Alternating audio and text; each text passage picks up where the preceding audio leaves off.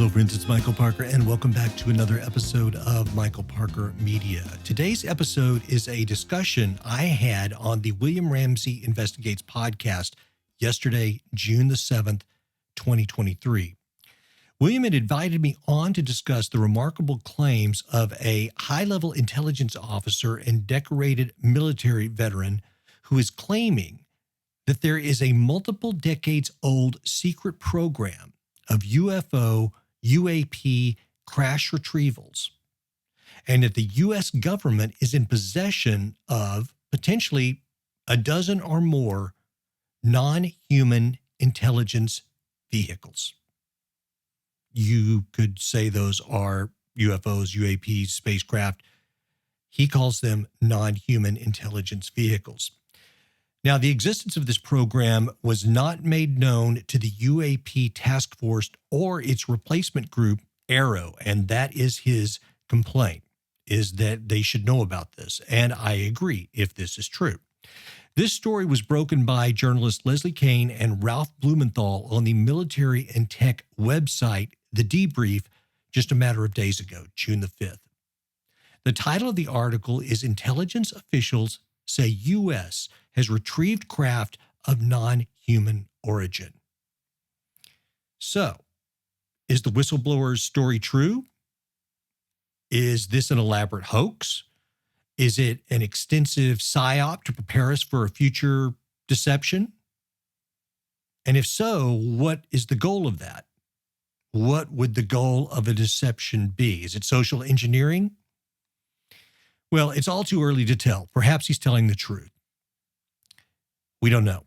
It's an incredibly exciting, fascinating story, and there's really no angle about it that to me is not interesting. So, with that said, I hope that you enjoyed the interview. Once again, this is William Ramsey Investigates. It was his show. He's allowing me to replay it here, and this occurred yesterday. I hope you enjoy it. Michael Parker is a media host, producer, citizen journalist, and musician. He's hosted and produced over 1,000 episodes of standalone content, including his popular internet television program, Antidote, that ran for 62 episodes of news, history, pop culture, and spirituality. Since the early 2000s, he has worked primarily in electronic media as a host and producer. He has appeared as himself on the Travel Channel, in documentaries, and frequently as a guest on terrestrial and internet radio. But we've talked before kind of about his specialties and what he knows a lot about. One of the things he mentioned was UFOs, and this whole thing happened just within the last couple of days was this announcement of the U.S. supposedly has craft of non-human origin. It's all over social media. And this article that you're seeing right now, if you're on Rockfin, is of an article titled Intelligence Officials Say U.S. has Retrieved Craft of Non-Human Origin by Leslie Kean and Ralph Blumenthal. I interviewed Ralph Blumenthal a couple of years ago about John Mack. Really interesting. He wrote a great book called The Believer, so people can check that out too. But I cannot say I'm an expert in the UFO phenomenon, so I'm glad to have Mike here to talk about it. So, Michael Parker, welcome back to the show. William, thank you for having me. I always enjoy coming on the show. And you know what? I'm not an expert either, but it is something that I have been interested in my entire life. And as of late, last few years, I've kind of drifted away from it, even with the original article back in 2017 that Leslie Kean and Ralph Blumenthal wrote that kind of kicked off this reinvigorated interest in the UFO. Now they call it UAP topic. So a lot of credit has to be given to them. But it seems like, because the other day my wife came in and she goes, Michael, did you watch the NASA thing? I was like, no, I couldn't be bothered. I mean, so even I, who am interested in the subject, things have moved so slow that I don't keep up with every single thing that goes along. But then this happens. And I think this is highly significant. This man, this David Charles Grusch, who's being reported on just over the last 48 hours. I mean, this guy, everything checks out. This is a major player and a high-ranking intelligence officer. If I may read some of his credits, just so people understand who this guy is before we even talk about what he's saying. So David Charles Grusch, he's 36. He's a young man. He's a decorated former combat officer in Afghanistan. He's a veteran of the National Geospatial Intelligence Agency, which is the NGA, which I was not familiar with. He's also a former member of the National Reconnaissance Office. He was the NRO representative to the Unidentified Aerial Phenomena Task Force from 2019 to 2021. And he was the co-lead for UAP analysis from 2021 to 2022. And it all checks out. I mean, several people have looked into him. Tim McMillan, who is one of, I believe, the co-founders of The Debrief, the people on News Nation, the channel that ran this interview with Russ Coulthart. He is who he says he is. So that brings us to the question of, so why is this happening? Because many friends have contacted me in the last 48 hours, and I've seen it said online many times, this has all the makings of a psyop. And I honestly can't say that I blame people for thinking that, because it does, for those of us who followed this for a long time, in some ways it does seem too good to be true. I don't know if it is a psyop, but I do not blame people for thinking that it surely must be. Right. I mean, it is interesting. It comes out, but they don't show any proof. Again, No. They just tell you that this is what happened. This is what I've seen. I promise you. And he, I've seen some other stuff. We talked about kind of what was going on in New Mexico, I think, in our last show. And I've looked into what Saucers, Spooks, and Kooks by Adam Gorightly. And that was a huge psyop there, Mirage Man. And I forgot what Doty was, this character who had total intel. Yeah. He was, Richard Doty, the Mirage Men. Yes, I mean, there are chapters in the UAP story that are really bad, and the wool has been pulled over their eyes, done intentionally. So when an intelligence officer, highly decorated like this, comes along, and so what is he saying? He is saying that there is a program that for decades, a secret program for decades, that has conducted crash retrievals of UFOs / UAPs. He has a term for it. I'm trying to look for it. Essentially, it's non-human intelligence vehicles. At one point in the interview, he says, well, you could call them spacecraft, but I don't think that's the correct parlance, which, okay, well, if you know and you're saying they aren't exactly spacecraft, that in itself is interesting. And I watched an interview today with Kane and Blumenthal where they were very careful to say, we didn't talk about bodies, but he talks about bodies. So basically he's laying it all out there, and he's playing it by the book. He is doing this through legal means. So this isn't a guy that's basically just coming on. That's him right there. He's not coming on to a podcast or a television show on the History Channel and making all these claims.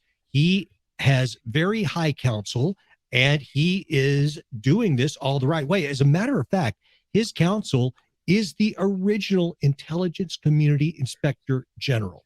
So I think he's fully protected, and he's got a phenomenal story to tell. Right, like he has legit connections. This is a true supposed whistleblower. So that's what he's looking for, is whistleblower protection, right? So it's all of these whistleblower laws that are put out by Congress is what he's under. That's Ross Coulthart. That's what you're talking about.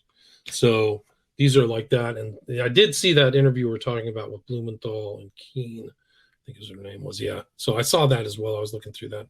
But it is fascinating. Like, he does have the proper credentials. He's not like Lazar or something where people couldn't really verify a lot of his stuff.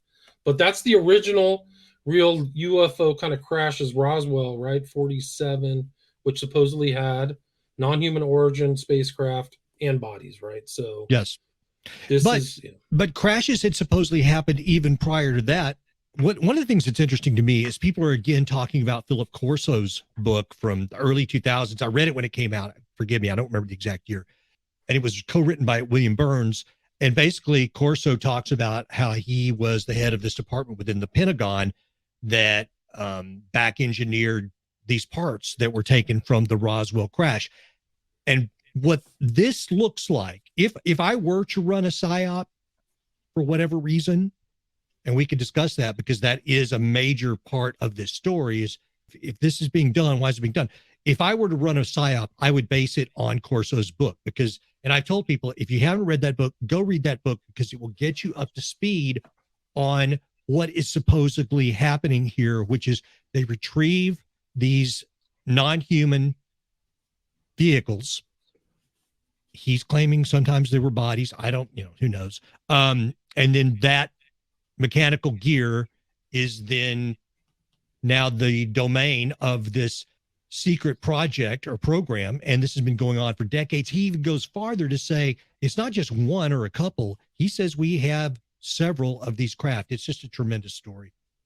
Right. I think it's Day After Roswell. Is that the title of his book? That's Philip Corso's book. Yes. Right. So, and he was also kind of this guy, right? Intelligence, real connected, military, if I remember correctly. So it's kind of like, you're right. It's very very similar to this guy Grusch, but yes.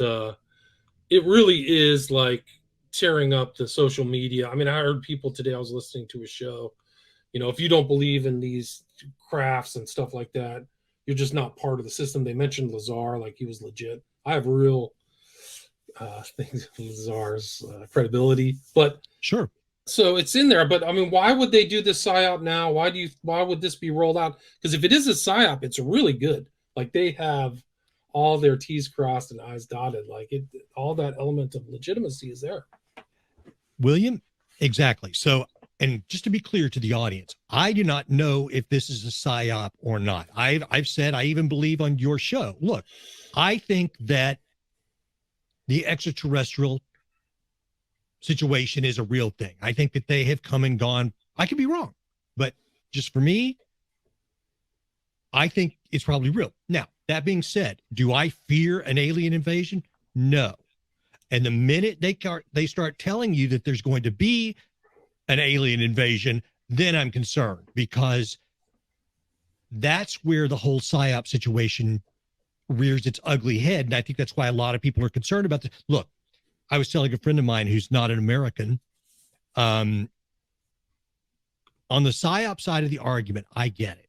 Because if you look at the United States government, I mean, we've pretty much got our plate full right now. We got COVID, 9/11, $31 trillion worth of debt.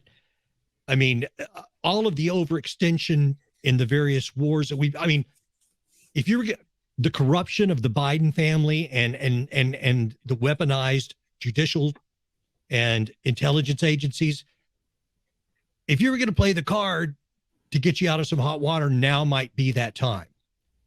But if you were going to do that, it just seems like there would be a little better setup. This is very good, and I'm not saying that this guy is being untruthful.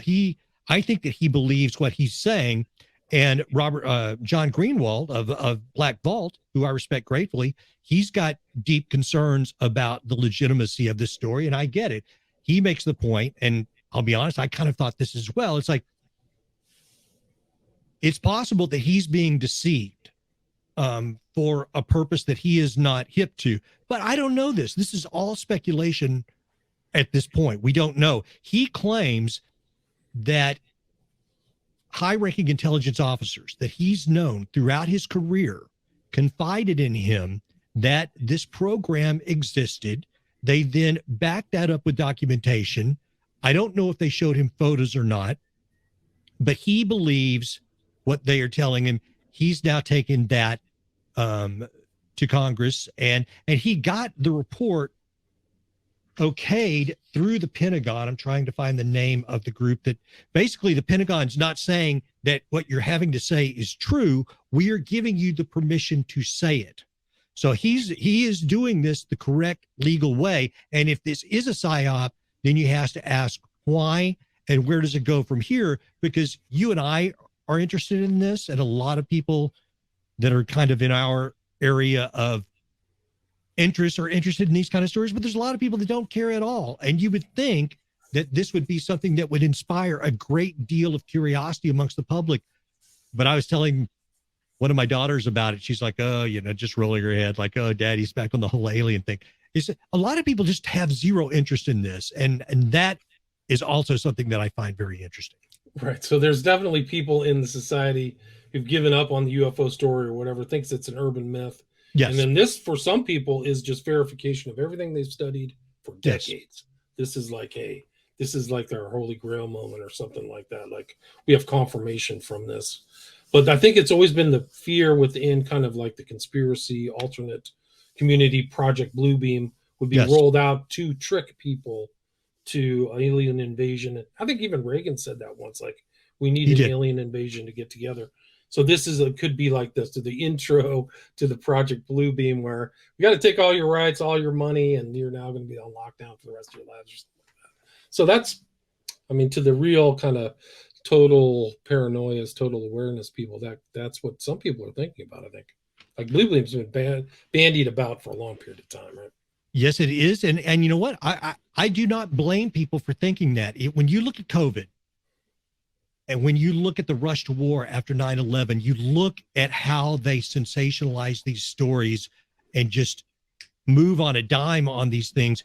It's easy to see a situation. Look how scared people became after COVID. Well, now if you pull the alien card, I think you could probably turn up the heat on the media a little bit. And within 72 hours, people are freaking out. Not everybody, but enough that you can get things done that you wanted to do. Is that what's happening? I don't know.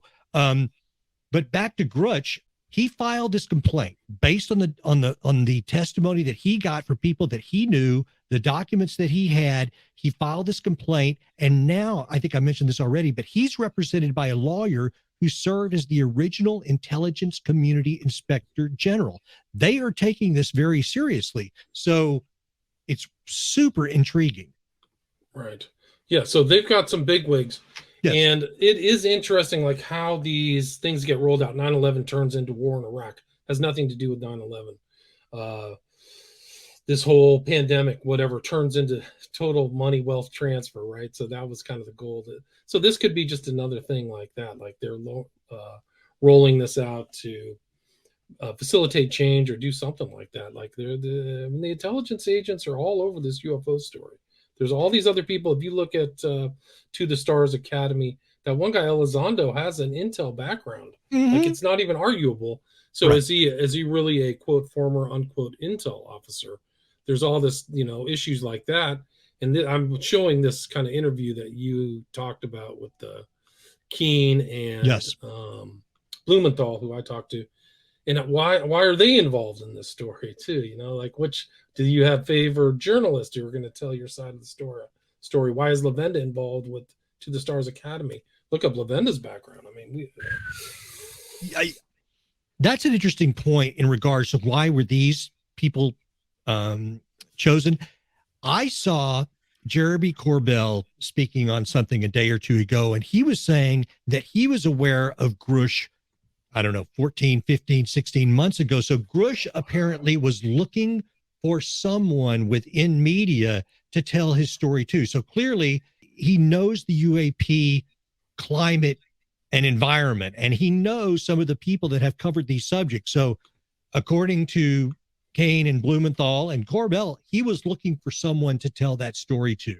And Coulart and Bryce Zabel, I guess they were in the mix as well. So this guy has been out there for a year plus, known to insiders as a person who wanted to express this information. And at the end of the day, it came out through Kane and Blumenthal. Wow. See, I didn't know that. So and that article is pretty legit. Like they've done their research and got their, all the information, the background information back.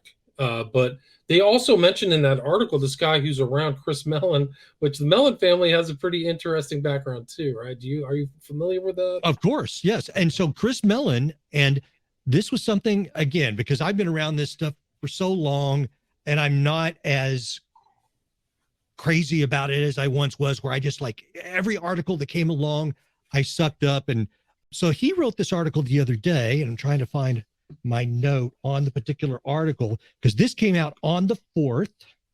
Here we go. Now, this was in Politico, and Chris Mellon has long been part of the UAP truth movement, for lack of a better term. And to his credit, he's put a lot of work from this. And yes, he comes from an extremely wealthy family. So on 6/3, what was that, 4 days ago? Just a couple of days before this story breaks, he puts out this article called, "If the government has UFO crash materials, it's time to reveal them. The benefits to humanity outweigh the fear of discovering we're not alone in the universe." I when I saw this, I was like, okay, all right, it's Chris Mellon, talking. And I didn't really, I didn't put much, I didn't even fully read the whole thing. Now, as I'm preparing for your show this morning, that's one of the first things I read. And it's actually quite a good article. And I think it makes some very logical points as to why we should have disclosure. But I do find it very interesting. And then we had the NASA statements just the other day. So there's clearly, this is rolling out at an amplified pace. And I have to think that this whistleblower story would not be out there if it were not allowed to be out there. And if it is allowed to be out there, then they want it out there. Right. That's really interesting timing that his article comes out in the third. I don't think Grusch came out until 2 days ago, right? Right. So this has all happened in 96 hours, 4 or 5 days? Right. A double whammy. And another intelligence. And Mellon Hitchcock. We've seen social engineering from these guys going all the way back to Leary and some of these other things funded by the CIA. That's all come out now. Leary was totally funded at the Hitchcock residence, which I can't remember right now, but I think it was in upstate New York, right? So why is this guy around here? There's a lot of sus people. It doesn't have that kind of organic feel to it if every other guy is an intel agent. But you know what, William? And I watched the interview, and I think that, I'm no spring chicken. I think I have pretty good instincts. I watched the guy. I did not get the feeling that he was trying to deceive me. People could say, well, Parker, you're naive. You want this to be true. I don't know if I want it to be true or not. I'm just watching it.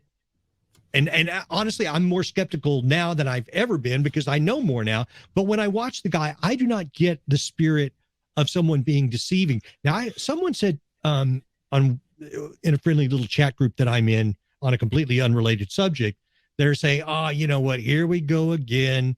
This is just, whenever these whistleblowers come out, they're just people seeking attention. Well, what I would say about this guy, I don't think that he would have the career that he had as a very high intelligence standing if he were seeking attention. Because if he were the type of guy seeking attention, then I think that would show up in psychological makeups that surely they must have you go through to put you in these types of positions. So I don't think that psychologically that's what kind of person he is. Now, that being said, perhaps John Greenwald's correct, and perhaps this person is being put out there as the person to deliver the message that we've given to him for some deceptive reason. I don't know. I don't either. I don't know. He doesn't look like he's very stressed. Like, I would think that this information would be world turning, but he's kind of like, it doesn't look like he's nervous about anything. I'd be pretty nervous as a whistleblower if I was coming out against secrecy laws. Like, these guys have all kinds of NDAs and things like that. Like, he's risking his career probably, I would assume that he's not the only one, that there's other people in the government. If he has this information, there's hundreds of other people, right? Mellon says that he personally recommended 4 other whistleblowers to this Arrow group. And so the Arrow group is what was originally the UAP task force. Now it's called Arrow, which stands for All Domain Anomaly Resolution Office. And part of what they are supposed to do is review all of these NDAs and documents that have prevented whistleblowers in the past from speaking to the subject. It's all working out very nicely all at the same time. And I don't know what's truly happening here, but I will say that honestly, this is not so hard for me to grasp. If this is real, I actually could kind of see it. I mean, if you've had a 70, 90, 100-year run of this type of secrecy on this type of a situation, and people always make that argument, oh, Michael, come on, man, the government can't keep secrets. You know what? They can keep secrets, and companies keep secrets. And the deal is, the whole point of this is to have a compartmentalized organization where I don't know what William's working on. William doesn't know what Michael's working on, but we work for the same people. On supposedly they do that in private corporations. They talk about compartmentalizing people all the time. It's just common sense. Corporations, they don't want you to know the whole working of the company. Yeah, this is not so hard for people to understand. And then people say, well, the Pentagon's not going to talk about it or what have you. Well, they have made some statements about it saying that heretofore they've not come into knowledge of retrieved extraterrestrial craft or whatever you want to call it. But that is the whole point of having special access programs with corporate partners.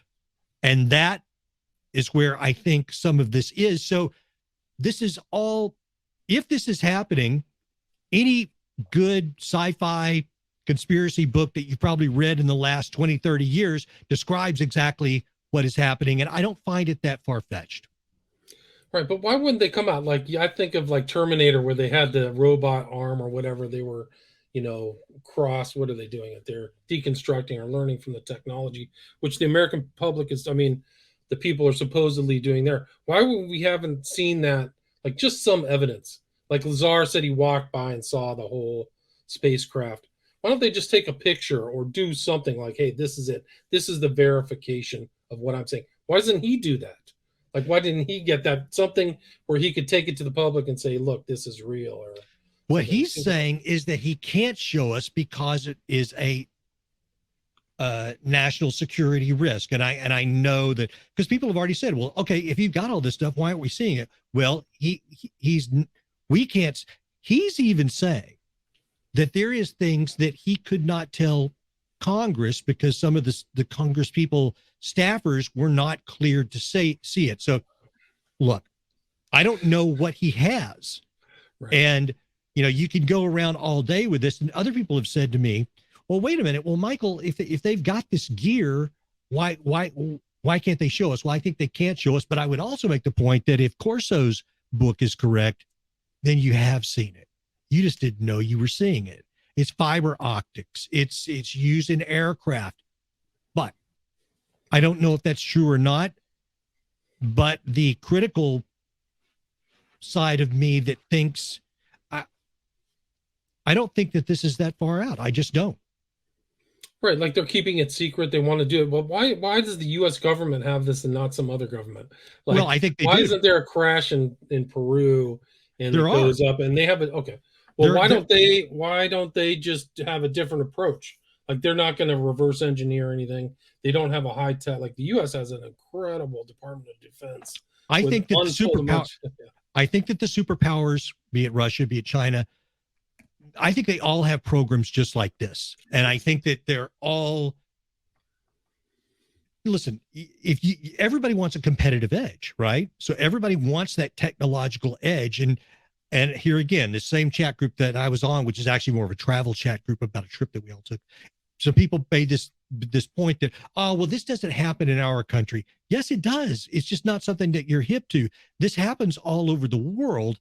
And I think that most governments of any major first world status or even second world status probably have some people working on this, but there are people within those governments who don't even know that it's happening for the same reasons. And I think there's also an unspoken code between these governments, like, well, you're not going to tell, I'm not going to tell. And so I've long said that if one day disclosure comes, it will not be from the United States. I have long thought it would come from like a third world country or something, because the United States really doesn't have that much to gain by coming clean on this. And if I wanted to sabotage the U.S., then I might come clean on this. But I don't think the U.S. government has that much to gain by doing this. That said, if there were a time and you needed to change people's minds and change the conversation, now might be that time. Right. It is interesting. Like, you would think like one person would want to take credit for human history just to bring something out and say, I've got it, baby. I'm gonna go into the history books forever because I've got I've reversed engineered this and here's proof forever, right? Like, it seems like they can't come up with just one. There's been attempts and people have supposedly seen the balloons or something, but just one piece of like tangible evidence that would last forever. Like, I would think that the incentive for just one person to do that, to this guy, for example, like, I'm just going to take this little piece and show it to the world. And then you see, like, you talk about science fiction, you always see those hearings in like Washington, D.C., where there's some kind of operator, like contact or something, where they're trying to find proof or trying to do that. Why didn't it happen with this? Like, you would think if this guy was legit, Congress would just show up the next day and have a hearing or something. Like, let's get him in here. Let's I think they don't know what to. I think they don't know what to do, and I think that, I hate saying this. I'm rather pessimistic on the state of the U.S. and our government at the moment, and have been for a while. And listen, I love America. Do not get me wrong, but I think that this just stuck gridlock, don't get anything done, demonize the past president, protect the current president. Let's talk about pronouns. Let's talk about everything till we're blue in the face and not do anything about anything. So I don't think they want to deal with this. I don't think that there is a great deal of desire or stomach for this subject within Congress and within government. Seems so strange. Like, you would think contact with an extraterrestrial intelligence would be the primary, like, you'd stop everything, stop the, battle between each other or something like that, or all the kind of partisan battles and figure it out. It seems weird. Like, the inaction, if this is real, like, you would think that there would be, like, one of these old time members who has a proper security clearance would say, show me what you got. I just want to verify it. And that doesn't seem to happen. Like a senator or even the president himself. I mean, I don't know if Biden's not a good example, but somebody, Mm-hmm. No, I follow you. I think that they're also protecting their careers because it has become a little easier to discuss in the last, certainly since 1997. But prior to that, I mean, that was a good way for you to just be whitewashed as a complete, absolute loon if you were to talk about this subject. And I'm with you. You would think a person of regular intelligence concerned about the security of the United States, these are things that you would want to talk about. But I think it was just so detrimental to your career that even if you were interested, you kept that to yourself. And apparently, that's part of what Arrow is supposedly about now, is for military, pilots, people in law enforcement, etc., to remove some of that stigma from making the reports if they see something like this. But it's still there. And I think that a lot of people, they're just like, you know what? If I don't mention this, I just wake up tomorrow and I keep living my life and doing my job. If I talk about this, then I've opened a whole can of worms that could wreck my career and everything I've worked for up till this point to accomplish. Right. Yeah, it just seems strange. Like, all the intelligence people around, just think of fact, this guy's intel, Mellon's around, Elizondo's around. I mean, and you know what? I got to be honest. I mean, I have mixed feelings for Elizondo and the rest of these people. I want to give these people the benefit of the doubt, but like everybody else, I've seen all these people come and go, and perhaps in another week, this story will be another thing that just, it was a brief moment. We talked about it for 48 hours and now nobody cares what happened to that guy. But I don't know. We'll have to wait and see it. Elizondo still is a bit of an enigma. And there's the old saying, once an intelligence officer, always an intelligence officer. But on the other hand, you have to have at least a shred of hope that some of these people within government, these various departments, whether it be the FBI or an intel agency or the Justice Department, want chiefs of staff, just somebody that wants the things that we want and believes in the things that we believe in. Because if we can't believe that, then it's a very sad situation. Yeah, and it's very odd. This happened right after Contact in the Desert, like the biggest meeting of UFO people in the world. Like, people fly to this from all over the world. Took place June 2nd to the 4th. Like, the timing is incredible. Like, this is off the charts. Like, Keene and Blumenthal said that the story was, because originally it was being reported that I believe the Washington Post and the New York Times, one or the other, didn't want to run it But they're saying that's not true. They just wanted to get it out earlier because this Grusch individual was feeling heat and retaliation. And now, because the story's out, he can relax a little bit. Now we all know who he is. What he said is out there. He's on record, so you can't really threaten him much further because he's already put the wheels in motion. He already has counsel. I think that he's going to be safe. So let's just blue sky this for a minute. Let's just say that what he's saying is true. Now the wheels start turning gradually, slowly. People in Congress want to know more. Now you get to these philosophical questions. If what he's saying is true, then who owns this information? Who owns these non-terrestrial vehicles? Who owns this data? Who owns these bodies, if those even exist? Is it the military? Is it a defense contractor? Is it the people of the U.S.? Is it the world? So, because also there's major philosophical ramifications to this. And if I'm another country, I don't know if I want the U.S. spilling the beans, because I might have information that I don't want to let go. And let's just say here again, blue sky and speculation. Let's say the U.S. is the only one who has these non-human craft. Well, that means they've got technology that we don't have, and they've got leverage over us. So what happens now? I don't really know, because there's a lot of questions that arise from this. And on the other hand, maybe there are things that we don't need to know. I don't like to think that. I think that truth is always the best policy. And I think that we, as the people of the United States, deserve the truth, but this is a complex matter.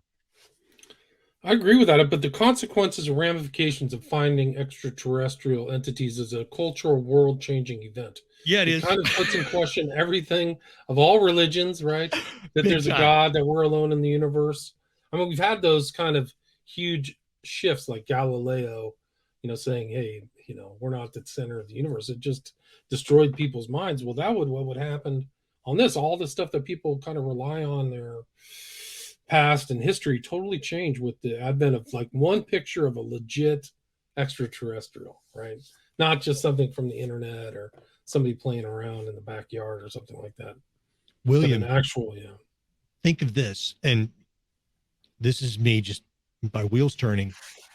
The World Economic Forum, they clearly are a not super pro-human kind of group. I mean, Yuval Harari basically says that, humanity, a large part of humanity is essentially obsolete. You'll have no more free will, blah, blah, blah.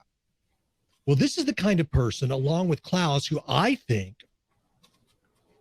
they would be okay with this type of just acknowledgement, because you want a great reset. Wow. This is something that's a great reset. The acknowledgement that we are not alone in the universe, and whoever these other people, either they're already here or they come and go from here, and we share this planet with them. That is a good way to reset things. So at the end of the day, is this all just some kind of elaborate social engineering psyop, or is this true? And if it's true, are we going to take up the mantle to see this thing through and try to get to the bottom of it? Or is it something like the debt ceiling? We're just going to keep kicking on down the road. You know what? As long as it's off my plate and somebody else has to deal with it one day. Human nature, I don't want to be a pessimist, but when it comes to power and secrecy, I think you can bet oftentimes on people not doing the right thing. I want to be wrong most of the time about most of this, but I take this story reasonably seriously, because it's either true or it's not true. And if it's not true and it's being allowed to go through the system, then why? Right. Really good question. Either way, it's an important story, right? Even if it's fake, this is a great elaborate psyop. Like somebody put a lot of time and effort and got somebody to play the role and trick some journalists. And then if it's true, it's like, this is a revelation, world-changing event where everybody's relationship with themselves and the universe is totally different. Because that's kind of like the subtext of the UFO phenomenon, is it puts in question a lot. I mean, Christianity, the Bible, the Old Testament, it totally changes this kind of man's relationship to the cosmos, where there's a God, and it just says that, you're back to Yuval Harari. You're just kind of like some kind of accidental genetic mistake from some alien presence, 10,000 years ago or something like that. Like William, that change. It's a total change. William, I'm so excited. I didn't mean to cut you off. I just have to express this. That is the reason that I am so interested in this subject, and it's the reason that I'm interested in ancient civilizations. I want to know where we came from, and I believe in God. And even if you come up with some extraterrestrials or ultra terrestrials or whatever you want to call them, interdimensional beings, whatever they are, I'm still okay with believing in God. Like, so that's not going to affect me. That's not going to change my opinion of my place in the universe. It just expands my context. But I think that if this is being done for nefarious purposes, that might be one reason to do it, is to further demoralize humanity and get them just to believe in, well, to not believe in anything. Right. Good. Yeah. But just totally unmoor them from their thing. That would be like this great culture war that's going on right now. So this could be part of this massive culture war. Unfortunately, yes. Transhumanism, destroying all the old statues. This could be just another prong in that attack upon humanity itself. And then you can just own people. Like, once you get to the point where nobody believes in anything, you can just you can engage in the worst crimes ever done in humanity. That's what has happened in the past, is like totally dehumanizing the other person. Like, oh, they're not part of the revolution, or they're inferior, or who cares?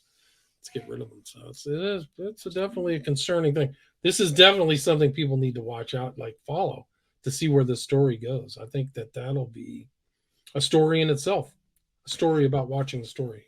If this guy has played us all, and played the apparatus that he's using, then wow, he's a phenomenal actor.